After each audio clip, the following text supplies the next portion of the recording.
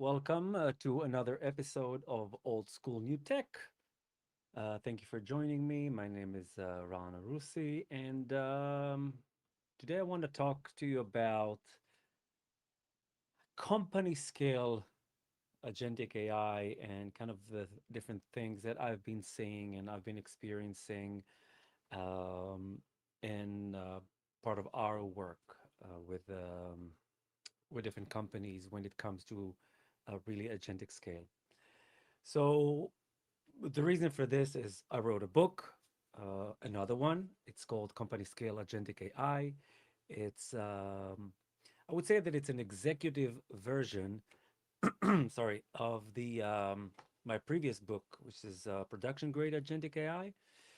And the previous book was for engineers. It was about 650 pages long and full code, the whole thing.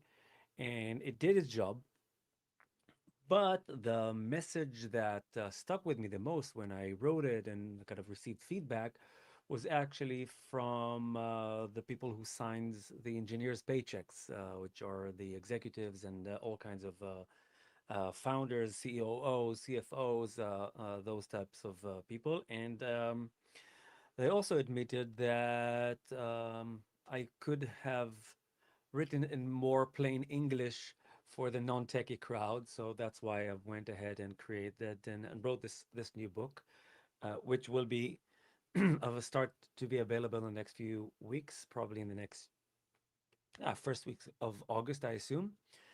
And it's about how the company, from the company perspective, should look at agentic operations and the different things that they need to do. So that's kind of what I wanted to talk about.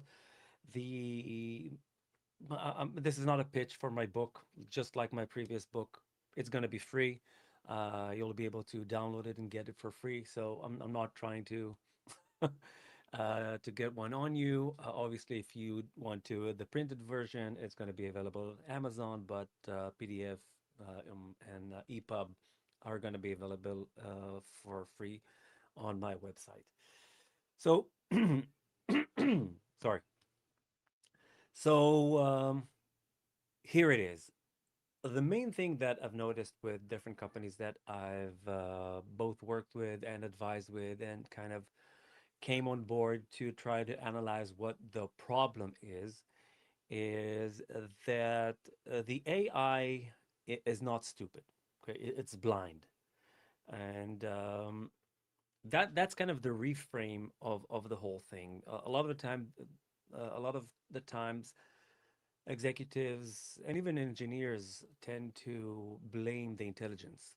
They they come up with things like, oh, the model is no good, or it's not strong enough, or the workflow is not smart enough, it's not optimized. And I think that, yeah, it could be the case where it's not smart enough or it's not optimized enough, but more often than not, it's blind rather than stupid.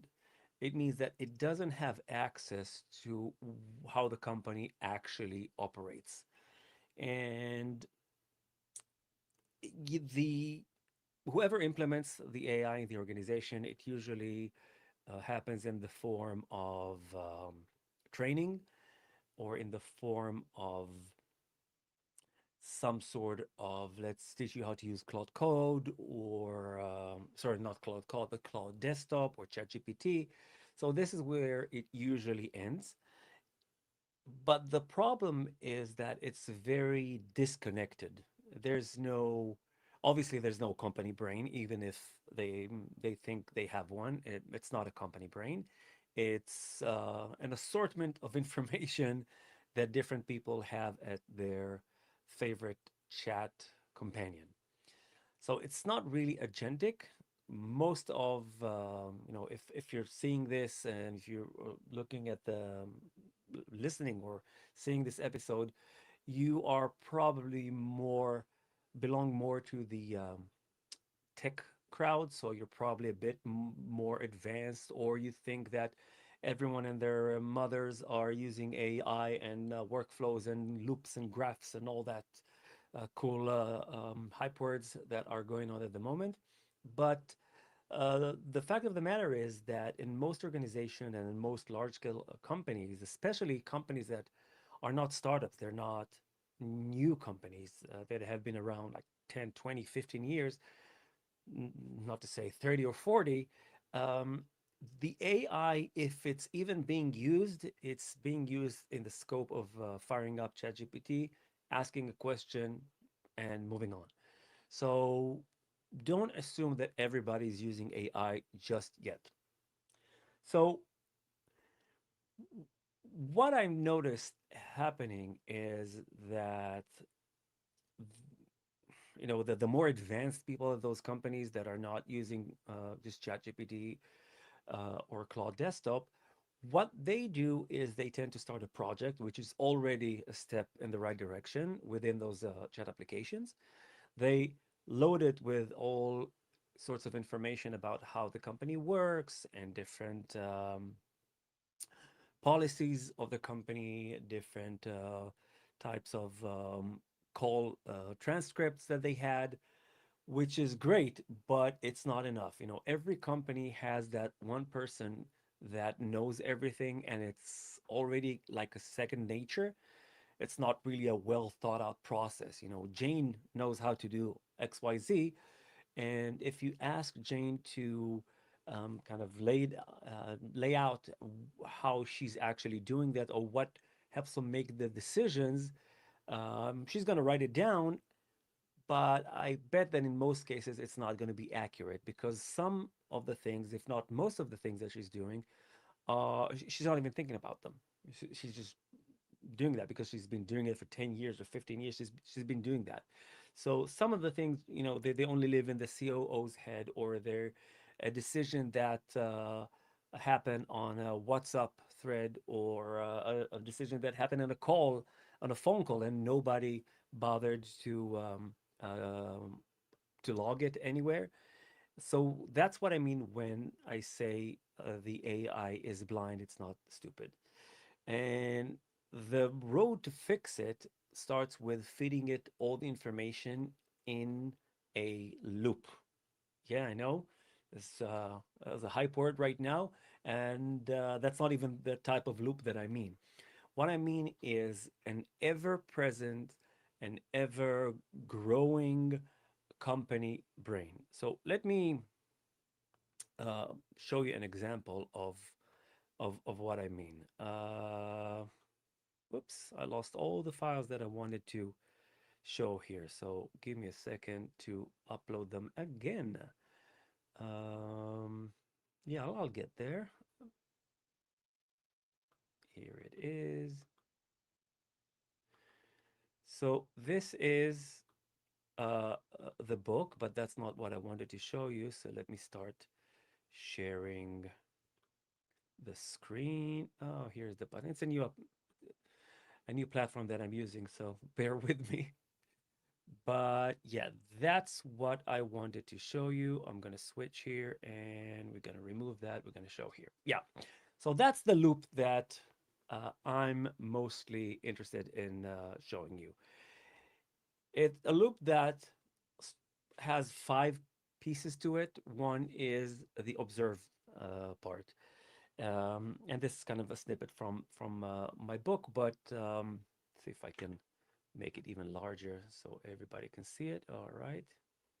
Yeah. Yeah, that's much better. So this is the loop. You start with observe, meaning you have to install a ghost in the machine. You have to install an AI agent that lives on Teams or Slack. Obviously, not in private messages unless it was invited. It's BCC'd to email that are going on in the company, or even better, hooks up to the company's email server. It's also a resident on the company's WhatsApp group or iMessage groups. It's there whenever there's a a conference call that's happening, or even a phone call that's happening using tools like Plod or Pocket or these type of widgets that clip onto your phone. So it needs to know everything. Obviously, it needs to sit on the company's Google Drive, and it just needs to absorb everything that the company is doing. This loop on a smaller scale needs to happen on a per employee as well level and on a per team level. But right now, let's talk about the company as a whole. So it needs to observe everything and it needs to understand and distill how the company actually works. So if you go to a manager in those companies and you're going to ask, where are the bottlenecks? What's the process of doing X, Y, and Z? How long is something taking? Um, they're going to answer wrong most of the time because there's a difference between where you think the bottlenecks are and knowing where they really are, where time is being spent the most.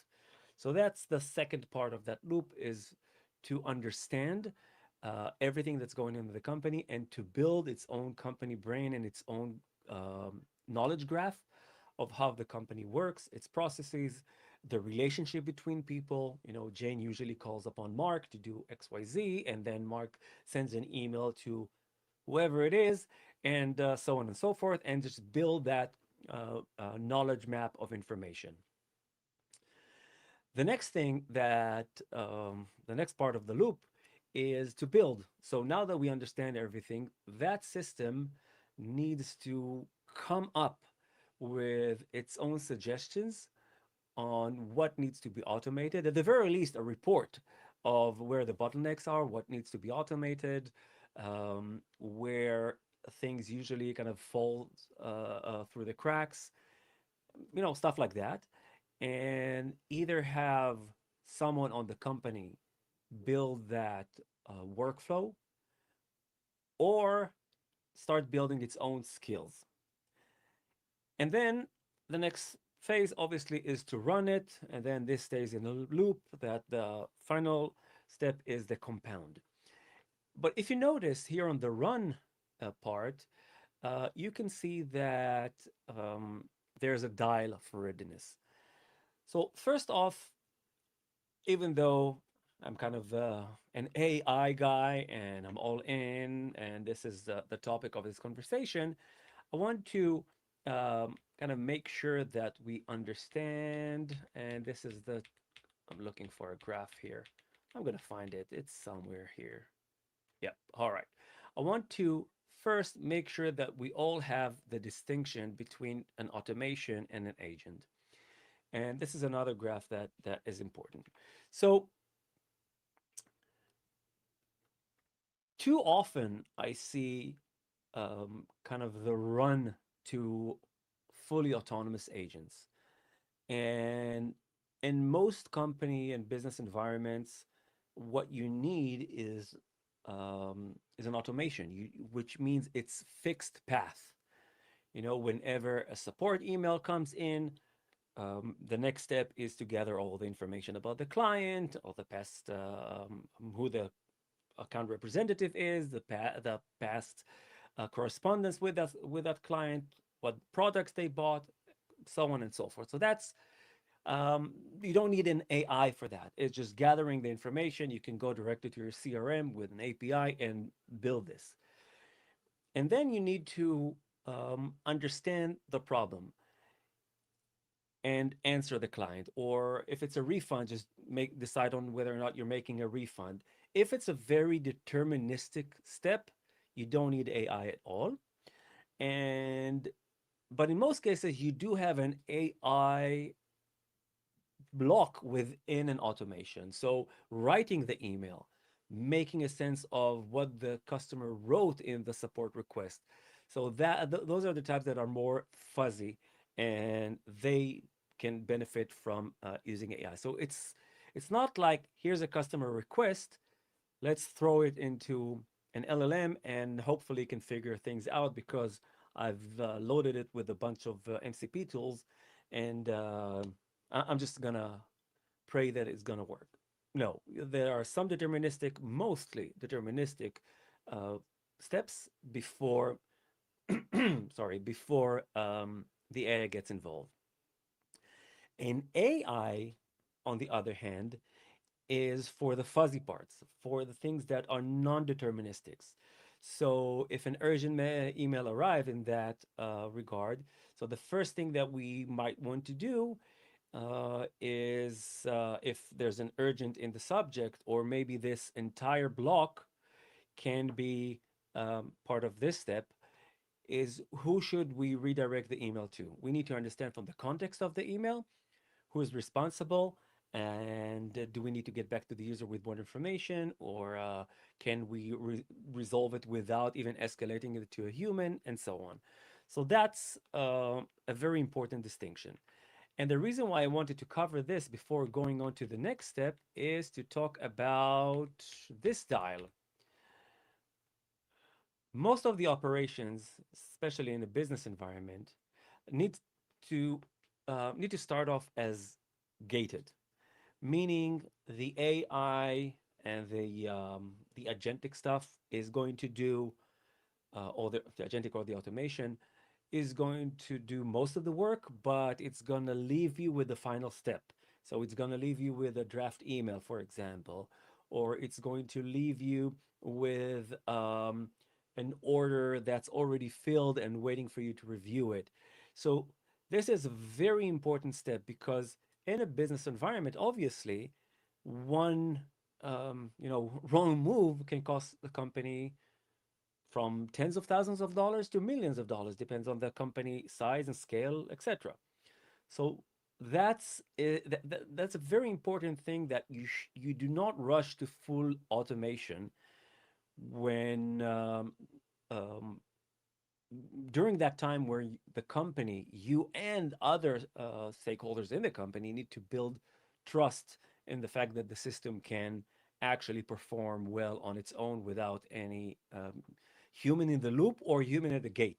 These are two different things. Here I'm talking specifically about human in the gate.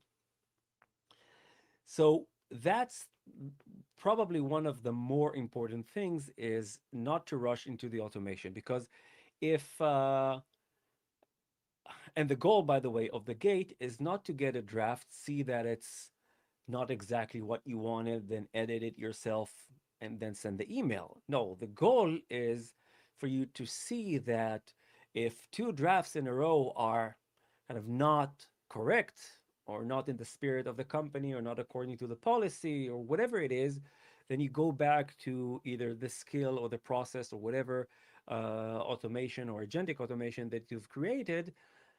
Then you go back and fix that. You fix it at the root cause, and not at the not at the output level. Okay, so that's kind of um, something that's very important. And as the company learns more, or the company's brain, this entire loop keeps learning from how you're fixing the drafts, and um, how many times you had to cancel an operation. It keeps on learning and keeps adjusting. Now, another thing that is very important, and I don't want to go into kind of too much technical detail, because as I mentioned, you're more than welcome to go and download the book. In fact, I think I created like a widget here. Here you go. So here's a widget. Just scan that. You can go um, download the book, and obviously I'll add the link in the show notes. Uh, but the the issue of role-based access management.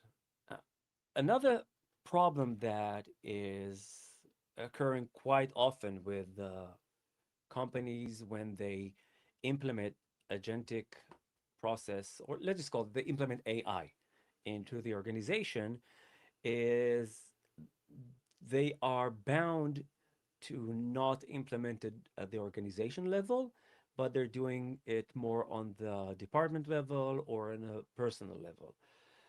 And the reason is that if I'm connecting to the CRM or the ERP, or the accounting software, if I'm connecting to that software with privileges of the CFO, I should be able to see everything. But someone from I don't know, from the development team or the HR team should not have access to the company's financials or the company's legal team. And building those gated systems where every uh, person in the company have possibly access to the same tools, but in different access levels, that is something that is very hard to implement. And one of the things that I recommend that companies do is, and there's really no way around it, is to build a custom solution, which is something that I've done with Moxie, my open source tool, is to build a mechanism for um, a middleware. That's the word I was looking for. So to implement a middleware that automatically removes different tools or adds different tools that are available to the agent based on who's talking to it. So some people will have access to kind of rough numbers. What are the growth or the trend in the company's financials? So they're going to get it in percentage wise all only because they need it to build their sales prediction or sales pipelines or whatever it may be. Some will have access to the full information on a per line item basis, and some will have no access to this tool. So by implementing that middleware that sits between the user and the brain and kind of filters down the different tools and levels of what can be done with the system based on who you are. Um, and it's also recommend that we know who you are, where whether you're contacting the system using email, using Slack, using chat based interface, or anything like that. That is also an opportunity for the middleware to take advantage of. But filter the access level right then and there before the request even gets to the system. So it's very hard to do. It usually takes integration with tools like WorkOS, which in turn needs integration with the company's Active Directory, and yeah, it's not an easy task. But if you have any chance of implementing an AI system that you can feel comfortable with, and on an organizational level, I'm talking about hundreds of employees, if not thousands of employees, and you have to have that role-based access management ability. Um, let's see if I can think of another thing. Oh yeah, one other cool thing that we had an opportunity to implement with one of our clients is to build. They wanted it as a new tab in the browser, just simple Chrome extension. But the implementation is the same wherever it is. So whenever they open a new tab, um, it automatically connects to the system, which pulls information like a morning brief, but that gets updated every time they open a new tab.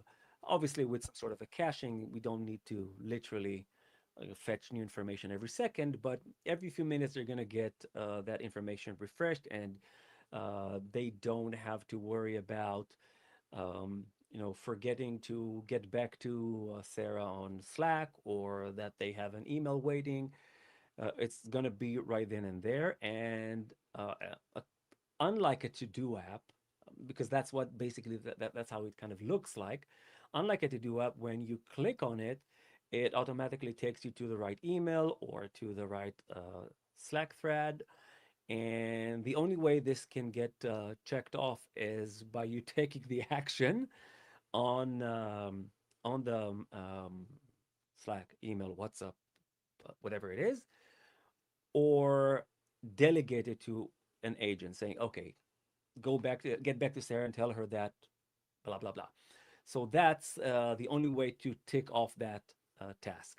Um, and it's kind of nice because you don't have to worry about things falling through the cracks because you always have that kind of being that collects information about everything that's on your plate at any given moment, and you tend to be a lot more efficient. And that may, that slightly takes me back to my final point before I close on is most AI kind of transformations or consultants that I notice, they tend to force the company to reshape itself or its workflows around how the AI works. Oh, yeah, you need to move this workflow into Claude Cowork, or you need to start using this tool or that tool. But that 60-year-old HR person, they're not going to change a workflow that they've had and they've been using for the past 20 years. So you can either fire them, which I don't know if it's the right thing to do if they're there for 20 years. I don't know if it's in your best interest. You can force them to adopt new tools, which will probably cost you in time wasted, morale, and not at all sure that they're actually going to stick to it. Or you can shape the AI to work where they work. So if they like to keep working with their Outlook, then make sure that they can email the company's AI if that's their preferred way of talking, or if they're already on Slack or Microsoft Teams, that's where they're gonna have that interaction with the AI. So they wouldn't have to download new software and get used to new things because the time to adoption, yeah, you can with new hires, with the newer crowd, or with the younger crowd in the company, you can probably say, hey, that's a better tool. Let's start using Buzz, for example, over Slack. But most of the company is still on Slack, so you'll need to build some sort of a bridge where the cool kids are hanging in Buzz and using agents to do all sorts of cool stuff, but the rest of the company keeps using whatever it is that they've been using for the past 10, 20, 30 years. So yeah, that's um, kind of what I wanted to cover today. And again, it's not a pitch to my book. It's completely free. Um, where is that graph? That this is the loop I want to leave you with. And I think that this is the most important part of the whole thing is we need to start with observing, make sure that there's always an observation process that's going on and lives inside the company. And it needs to understand. And when I say this on the company, I mean everywhere. Because if one decision was made over a phone call, and that was an important decision and nobody followed up on it on email or whatever that ghost listens on, it will take the wrong decisions. So you need to make sure that it knows everything, and that's basically the process. You need to observe. Where did it go? You need to observe, understand, make sure there's a distillation process. I think I'm saying it right, and then start building around the conclusions that and the reports that the AI has been giving you, and then it just compounds every time you learn and you make a new decision. The company brain and the company's ghost, for lack of a better word, need to um, adjust, need to adapt, need to update its own processes, skills, or whatever its decision making.